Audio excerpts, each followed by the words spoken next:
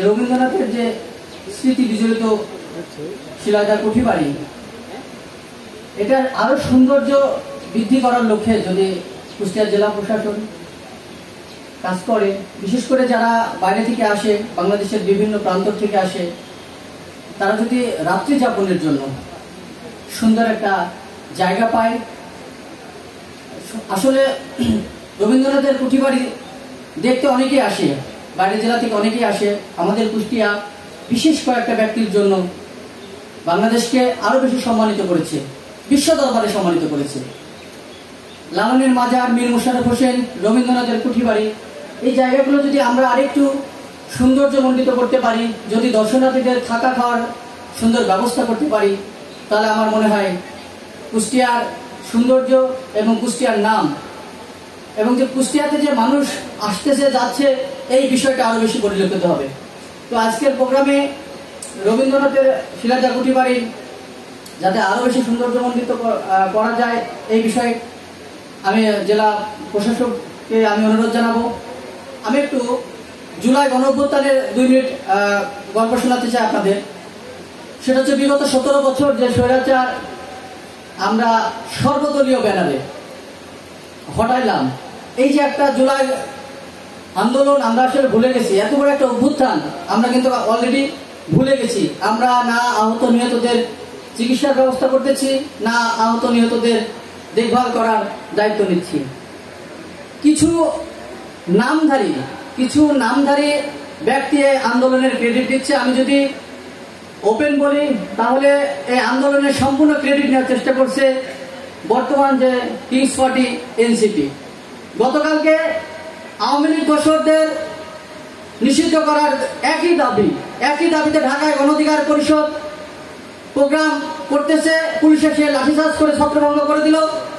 ঠিক একই দাবি নিয়ে নাহিদ হাসনাত সার্জিস আন্দোলন করতেছে, সেখানে সিটি কর্পোরেশন সুন্দর ঠান্ডা পানির ফোয়ারা দিয়ে তাদের মন এবং মেজাজকে ঠান্ডা করতেছে। তাহলে আমরা যে বৈষম্যের বিরুদ্ধে আন্দোলন করলাম, বৈষম্য কিন্তু অলরেডি দৃশ্যপটে অবলোকন হচ্ছে।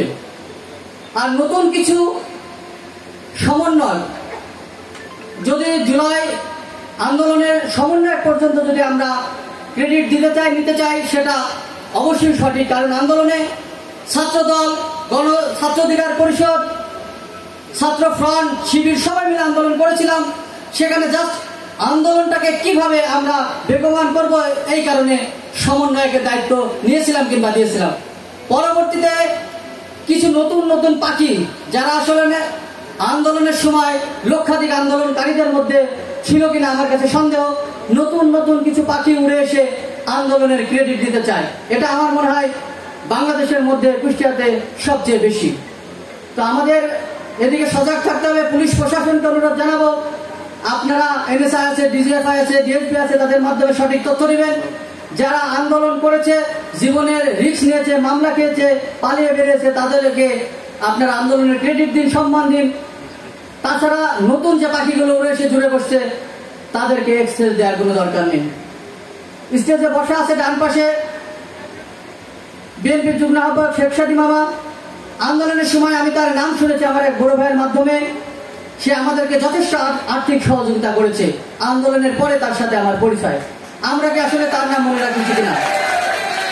আন্দোলনের পরবর্তী সময়েও সে আমার এক বড় ভাইয়ের মাধ্যমে আমি হরিপুরে অনেক আহত নিহত ব্যক্তিদের বাড়িতে গেছি, তাদেরকে আমরা আর্থিক সহযোগিতা করেছি।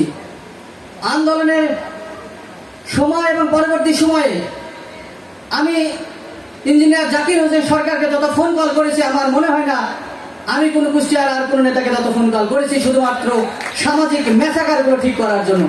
কারো জমি দখল হয়ে যাচ্ছে, কারো দোকান দখল হয়ে যাচ্ছে। এই যে মানুষগুলো, আমি কুতুব আঙ্কেলের সাথে দেখা করেছি আন্দোলনের ঠিক 3-4 দিন পরে। অতি ভদ্রলোক, তিনি সিনিয়র মানুষ। তার বাড়িতে আমাকে ফলমূল মিষ্টি খাই আমাকে একটা কথা বলেছিল, বাবা অন্য জেলার মতো আমরা না, আমরা তোমাদের সাথে আমরা বিএনপি সমন্বয় করে কাজ করব। বাংলাদেশের বিভিন্ন জেলাতে নতুন বৈষম্যের কিছু নেতারা দেখছি অনেক রাজনৈতিক সংগঠনের কিছু সিনিয়র নেতাদেরকে অবমূল্যায়ন করে, অপমান অপদস্থ করার চেষ্টা করে।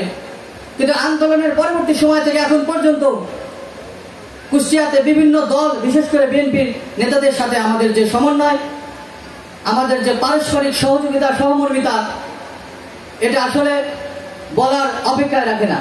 আন্দোলনের সময় আরো কিছু প্রতিষ্ঠান আমাদেরকে হেল্প করেছে, বিশেষ করে সদর হসপিটালের সামনে মেরিন ফার্মেসির আমরা শুধু জাস্ট গিয়ে বলেছি ভাই ওষুধ লাগবে, কোনো রকম টাকা নেয়নি আমাদেরকে, সে ওষুধ দিয়ে সাহায্য করেছে। আমরা তো এই মানুষগুলোর নাম ভুলে যাচ্ছি। আমাদের গণ অধিকার পরিষদের জেলা সেক্রেটারি আব্দুল খালেক ভাই, তিনিও আমার আন্দোলনের সময়কার পরিচিত। আমি দেখেছি সে আমাকে তার বাইকের পিছনে নিয়ে হরিপুর সহ থানাপাড়া দিয়ে অসংখ্য মানুষের বাড়িতে গেছে এবং তাদের দেখভাল করছে, এখনো বর্তমানে দেখভাল অব্যাহত রাখছে। কুমারখালী থেকে তিয়াস ভাই জনবল নিয়ে আমাদের সাথে আন্দোলন করেছে। তো আমি রবীন্দ্রনাথ ঠাকুরের প্রোগ্রামে এসে আন্দোলনের এই দৃশ্যপটগুলো কিছুটা আপনাদের শোনালাম, কারণ এই মানুষগুলোকে ভুলে যাওয়ার কোনো সুযোগ নেই। অধ্যক্ষ সৌরভউদ্দিন আমাকে আন্দোলনের সময় ফোন করে বলেছিল, বাবা তোমার যা প্রয়োজন তুমি মুজাক্কির রাব্বিকে বলবে, আমি পাঠিয়ে দেবো। আমি বলেছিলাম টাকা, দোয়া এবং কিছু জনবল প্রয়োজন। এই হচ্ছে আমাদের আন্দোলন। তা আপনারা অনেক কষ্ট করে বসে আছেন, প্রচন্ড গরম, আমি আর কথা বলবো না। আমি চাই